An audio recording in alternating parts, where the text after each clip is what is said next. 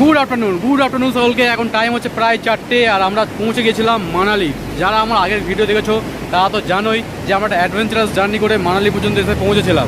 আর যারা এখনও পর্যন্ত আমার লাদাখ সিরিজের প্রথম পার্টগুলো দেখোনি তাদেরকে রিকোয়েস্ট করবো প্রতিটা পার্ট তোমরা দেখে আসো, তবে তোমরা প্রতিটা পার্টের সাথে প্রতিটা পার্টকে কিন্তু রিলেট করতে পারবে। তো আজকে মানালিতে রয়েছি আমরা এখান থেকে আরও আগে যাব, আটাল টানেল ফানেল সব ক্রস করবো। তো চলো বেশি টাইম নষ্ট করে বেরোনো যাক। টাইম হচ্ছে 4:13 আর আমরা মানালিকে ছেড়ে দিয়ে বেরোচ্ছি এবারে আটাল টানেলের দিকে। এখান থেকে 22 কিলোমিটার ডিস্টেন্স আছে। ওফ, মানালিকে ছেড়ে জাস্ট যেতে ইচ্ছা হচ্ছে না। যদি একটু ঠান্ডা থাকতো তাহলে আমরা এখানেই ট্রেন গেঁথে দিতাম। এখানে জায়গাও ছিল কিন্তু।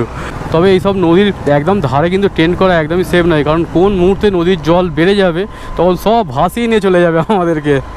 তো ইন্ডিয়ার লংগেস্ট টানেলে আমরা প্রবেশ করতে চলেছি আর কিছুক্ষণের মধ্যেই।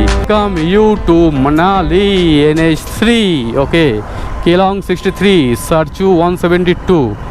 আগের বছরে এই যে রাস্তাটা দেখতে পাচ্ছ এখন, এই রাস্তাটা পুরো ভেঙে চুরমার হয়ে গেছিলো আর এখন আবার নতুন করে দিয়েছে। তো এই হয় পাহাড়ে, একবার ভাঙবে আর একবার গড়বে।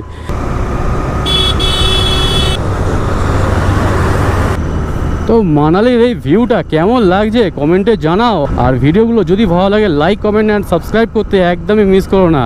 তোমাদের ভাই 125 সিসির বাইক নিয়ে এত দূরে চলে এসেছে মানালি। আমরা আমাদের বাড়ি থেকে 2043 কিলোমিটার কমপ্লিট করে ফেলেছি এই ট্রিপে। এবারেই কিন্তু আসল রাস্তার খেলা শুরু হয়েছে। তো জাস্ট এবারে ঘুরবো আর উপরে উঠবেই যাবো। বলতেই একটা টার্নিং সবে নিয়ে আমরা উপরে উঠলাম, আবারও একটা টার্নিং চলে এসছে। আর এই টার্নিংয়ের হাইট কিন্তু প্রচুর। আমার গাড়ি ফার্স্ট গিয়ার সেকেন্ড গিয়ারে দিয়ে তবেই কিন্তু তুলতে হচ্ছে, যেহেতু গাড়িতে আমার প্রচুর লোড রয়েছে, সেক্ষেত্রে ভীষণ সমস্যা।